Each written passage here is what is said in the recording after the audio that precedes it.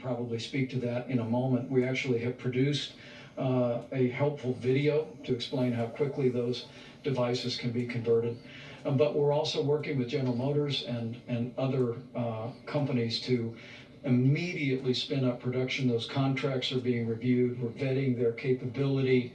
But one of the other ideas is, as we look at areas of the country that are most impacted, and now more than half of the cases for coronavirus are in New York State and in the region around there.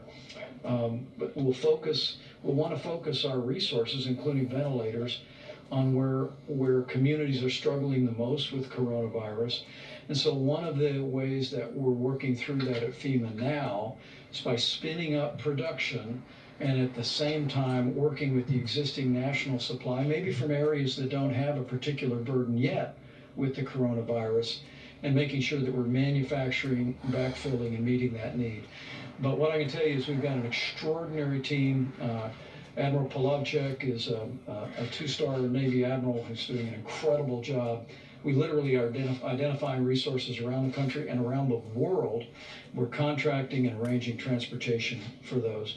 But maybe Dr. Birch, you can speak to the ventilator. Thank you. Thank you, sir.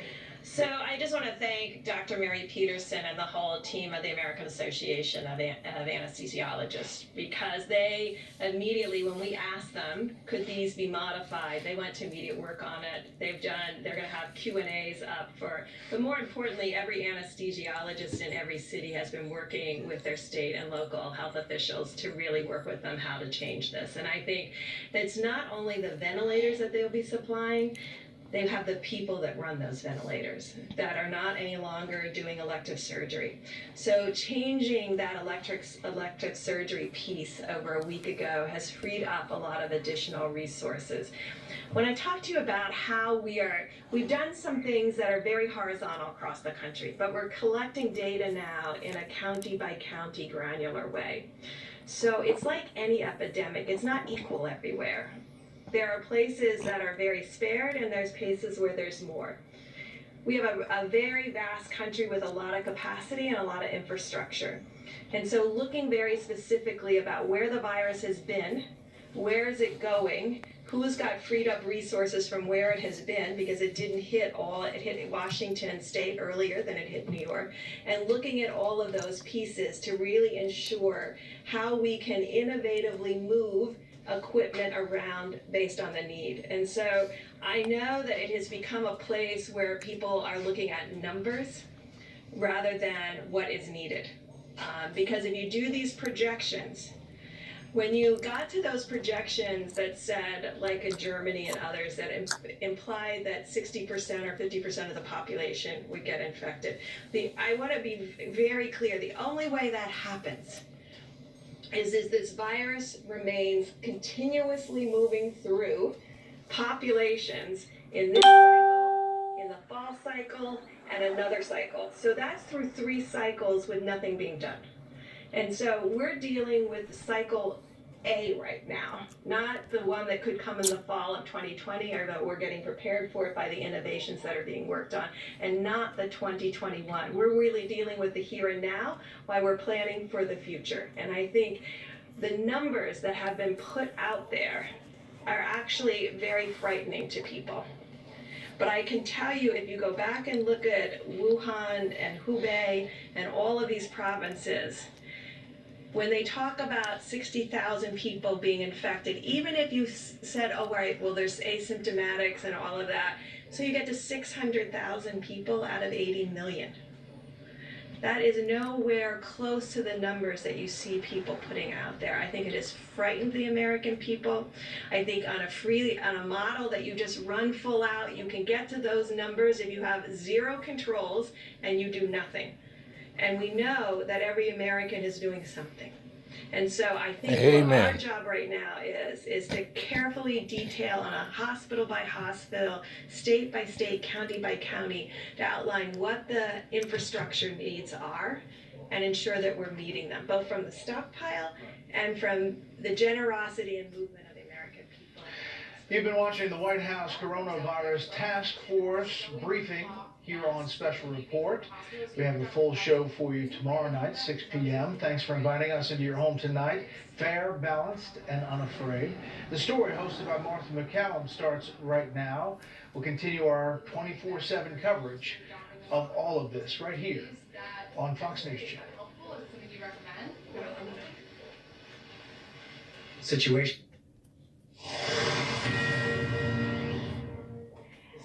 And we are back with this Fox News alert as we begin the story tonight. I'm Martha McCallum. Thanks for being with us. We are listening now to Dr. Anthony Fauci, who is doing the briefing of the coronavirus task force. Let's go back and listen in.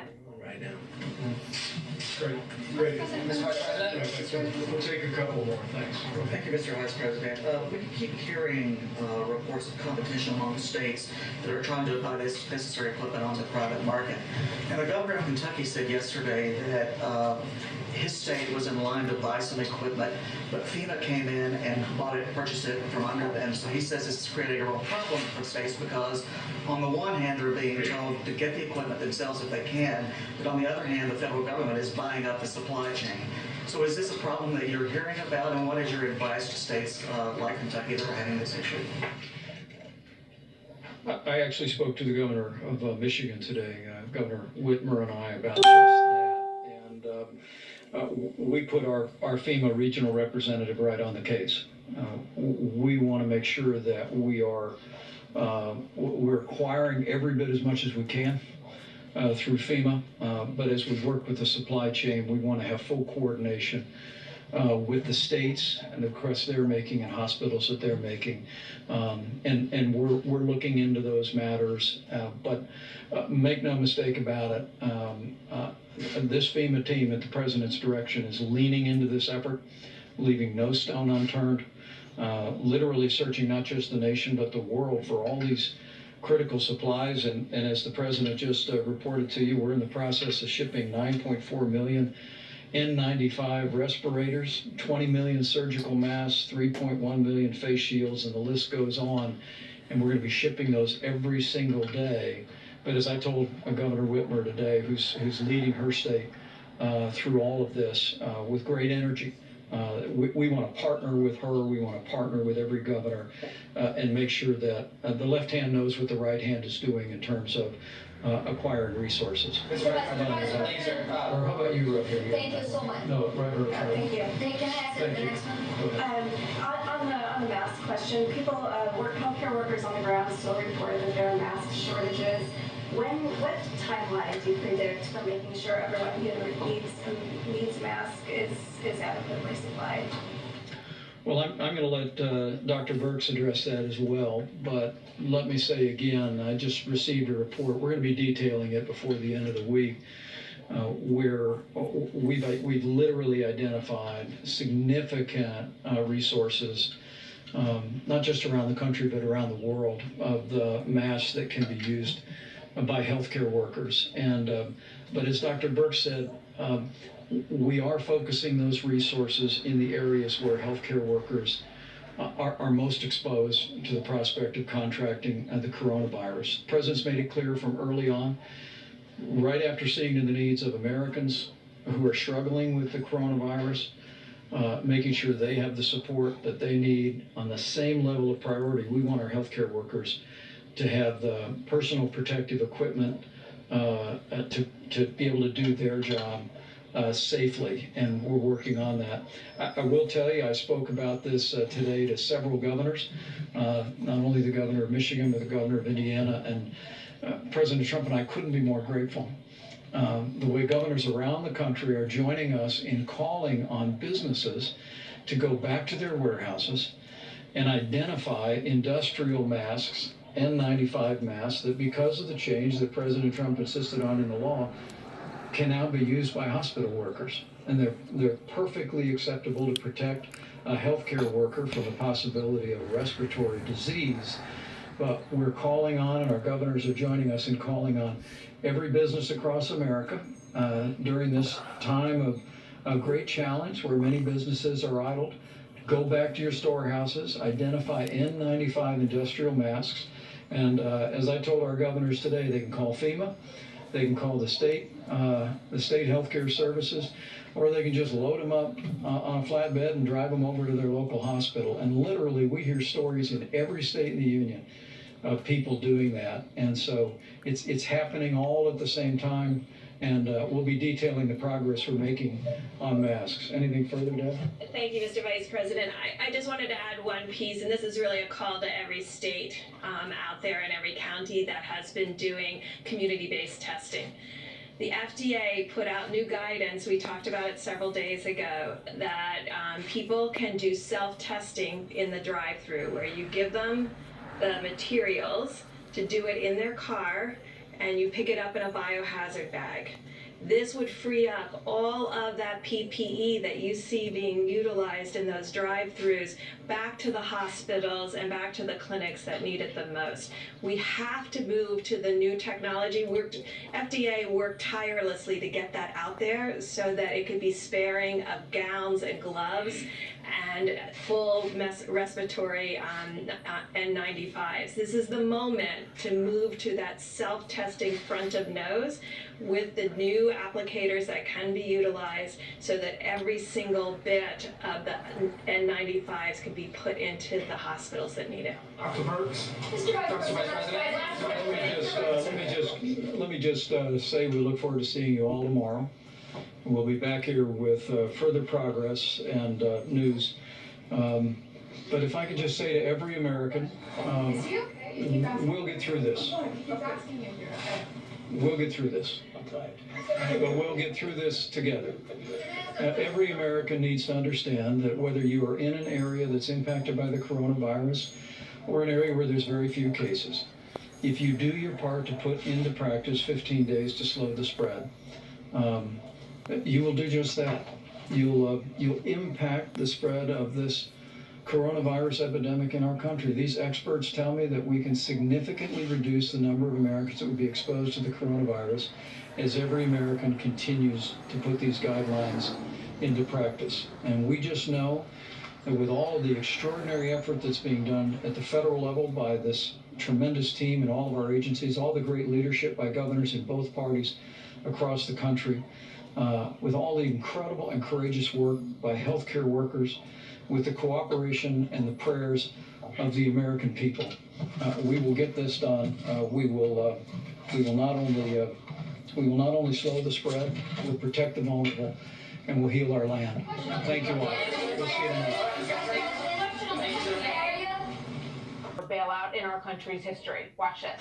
I encourage the House to pass this vital legislation and send the bill to my desk for signature without delay. I will sign it immediately. We will have a signing, and it'll be a great signing and a great day for the American worker and for American families. Speaker Pelosi gavelled in and out of that session in just 3 minutes this morning, and is not entertaining the bill until tomorrow morning. At the earliest, they will get back to work at 11 o'clock in the middle of tomorrow morning on the House side. There's concerns about the money going to the airlines without attached environmental strings on the part of the Speaker. The Democrat proposal reportedly includes repealing Trump executive orders on unionization and forgives $10,000 of student debt for every borrower. These are some of the things that we're hearing in the early reports may be included on the Dem side of this bill. So there were also reports that in the caucus meetings there were discussions about the, quote, tremendous opportunity that this crisis provides to, quote, restructure things to fit with our vision of the country. So obviously there's a lot of speculation about what will be in the bill on the Democrat side. These are coming from reports of people who heard things that were said in that meeting, and we will see what happens tomorrow. But patience is likely to wear thin when America gets a look at the weekly jobless numbers tomorrow morning. Those are expected to skyrocket from 281,000 to the millions. So that number is likely to be a shocking figure when it comes out. So recent polling shows that over 40% of Americans feel that Congress is doing a good job during this Congress. So they've got 42% in the good job category, while 60%, and this one is the Gallup poll that we mentioned to you yesterday, approve of the president's response to COVID-19. Tonight we're going to talk to Mark. And I certainly approve of it. About the plans that are out there. Also, Ben Carson, Dr. Ben Carson, will join us on another Great man there, Ben that Carson. is beginning trials, and this Secretary. one uses plasma from recovered COVID-19 patients in order to treat new patients. Is actually a very old way of treating viruses that is getting a second look. Also tonight, the California police chief who pled with Trump officials to put an end to the testing of, quote, NBA players and start testing first responders. So we begin tonight at the White House once again with White House counselor Kellyanne Conway. Kellyanne, thank you Wonderful very much, lady. For being with us this evening. Kellyanne Conway. Thank you. We heard from the president. He talked about the deal that is coming together on the Hill. He talked specifically about the Kennedy Center at one point, saying, you know, they wanted $35 million. We took $10 million off of that. So can you please characterize for us just how involved the president is in the ongoing negotiations? Martha, the president has been intimately involved from the beginning. He sent his Treasury Secretary Stephen Mnuchin up to the Hill several weeks ago. Remember, this is the third package in quick succession, and Secretary Mnuchin has been there for the better part of 5 days. I saw him in the task force meeting today. He briefed us before he briefed the country on the package components. Also, our incoming Chief of Staff, Mark Meadows, is up there along with our Legislative Director. Why is this important? It's important because we didn't just take the first deal that was there. We take the best deal for distressed industries and individuals who need economic relief. Extraordinary times like this require extraordinary measures. So let's just go through quickly some components of the bill. $100 billion directly for hospitals and the healthcare workers who are truly on the front lines of this crisis, and we all love and honor each and every one of them. That's a big chunk that they need. $350 billion plus for small businesses. If you have a business of less than 500 employees, there are loan guarantees, and if you keep payroll, you can't go out and fire your employees and take the money for something else. If you keep the payroll and you are keeping your employees there and employed, that money is there for you. $1,200 checks that'll start going to people directly in the next 2 to 3 weeks. That's $3,400 for a family of 4. $500 billion lending for states, local areas, cities, and also other distressed industries that could apply. But all told, this is meant to direct relief to individuals and industries. Right. And it's a $2 trillion bill, and you've outlined some of what's in it. Lindsey Graham and Tim Scott, some of the senators, are not happy with something that they see as a drafting error, or they're assuming it was a drafting error, which would mean that for some employees, they would get more from the benefits of this plan, this program, than they would from unemployment or from going back to work at their, at the full measure of the amount that they had been being paid before. What does the White House say about that? And is the White House, do you want to see that removed from this bill? They see it as a disincentive to get back to work. Well, America's very incentivized to go back to work. We know that, and you're right that the numbers tomorrow will not be great. And the president said he wants America to get back to work in due time. He'll look at the data that this is a medical crisis before it's a financial crisis, and he'll follow the data and the facts. That said, there are some extensions in this bill, as I understand it, Martha, that if you are still unemployed, if you're self-employed, if you're an independent contractor and you're still unemployed after a certain period of time, some of those unemployment benefits will be extended. So we recognize for some people, 2 weeks may be enough, for some it will take more. But this is in addition to what companies are doing on their own. This is in addition to what landlords are doing on their own. The country really coming together in a totally nonpartisan fashion to really give relief to those who know that they're in economic dire straits suddenly through no fault of their own.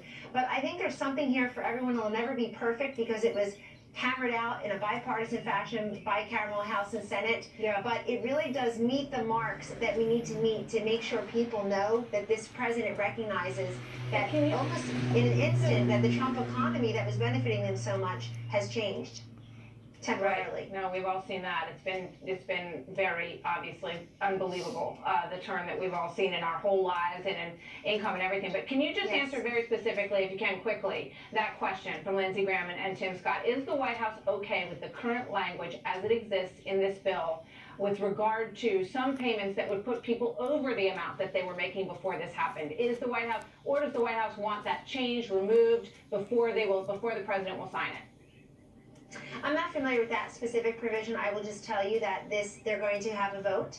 So nothing has been finalized or firmed up completely and its finality, but I would just go back to what I was saying about the relief that is in there. And Martha, I do have to say, because we're all talking about New York as being the epicenter, that's the New York metropolitan area at this point.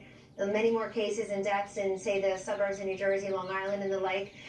And you had Mayor de Blasio on last night, and he said he lied to America. He said that he's been on top of this from the beginning. On March 2nd, he said, because I'm encouraging New Yorkers to go on with their lives and get out on the town despite coronavirus. And then he told everybody what show to go see. That was on March 2nd. On March 16th, he went to a gym. On March 5th, he's taken the subway, telling people it's totally irresponsible, and it is the epicenter now. And I think it shows you the contrast in leadership when you have feckless leaders or you have a president who's publicly facing every single day, giving people information engagement they need. Well, yeah, I understand what you're saying, and I question the coronavirus. Let me ask you something. Okay. Well, I think that's absolutely true, and I think that last night he demonstrated that he's not giving people a very positive message in terms of, how he's going to guide the city through all of this, and I think that was, that stood out, I think, to a lot of people last night in our discussion. But in terms of the things that you're mentioning, you could probably match up some of those early March statements from him with also similarly optimistic statements from President Trump, although they've handled it very differently since. There's no comparison between the two leaders. There's no comparison. In terms of get out and live your life and go ahead and do what you're doing? Back in the early March. In this White House, my very chief of staff started doing meetings on this on January 12th. There have been groups meeting on this all along. And in fact, today's the 1 month anniversary of, I think, the task force being announced, or Dr. Birx as the coronavirus responder. She's a long-term expert, ran PEPFAR over at state, long-term infectious disease and AIDS expert, HIV expert. So we've been on top of this, and I will not compare Mayor de Blasio to President Trump, and neither do the Americans, since President Trump has a 60% approval rating. To be clear, and I just want to make this point. He never had those high marks in handling the economy, even though he deserved it. He has high marks because he's handling a health crisis that came out of nowhere, and people appreciate the fact that every single day they're hearing from that task force. Let me just be clear that I'm referring to sort of early statements about, get out there, keep living your life, all of that kind of thing, not the handling of the crisis overall by any means of the imagination, and that we've made it very clear here. In fact, we did at the top of the show tonight that the president's getting a 60% approval rating number by Gallup polls in terms of his handling of the crisis so far. And then obviously, just too, very quick, and I know I'm out of time. women, please. Correct. Let me ask you this about Governor Cuomo, because he's saying that it would be terrible if New York only gets $1.3 billion from this package. It's a drop in the bucket as to need. Can you just give me a quick answer on that, Kellyanne, before I let you go? Sure, I'll tell you what Senators Gillibrand and Schumer, I guess they felt offended that their governor said that. They felt that they had worked really hard for New York to get more. And I will tell you, the president spoke with Governor Cuomo yesterday, the vice president speaks with him regularly, as do others. FEMA just today and yesterday got 4,000 ventilators to the state of New York. So we are helping them meet this crisis where it is, and we will continue to do that. We're surging the supply capacity. Testing is 435,000 Americans have been tested now. That's just increased explosively. Yeah. And so we're working on this every single day, and we will continue to for New York and for everyone else. We know that. And we will continue to cover all of the task force briefings and what's coming out of there. We think it's very important information that everybody needs to see every night, and we'll continue to do so. Kellyanne, thank you very much. Good to see you tonight. Thank you, Martha. Stay safe. Take care. Bye-bye.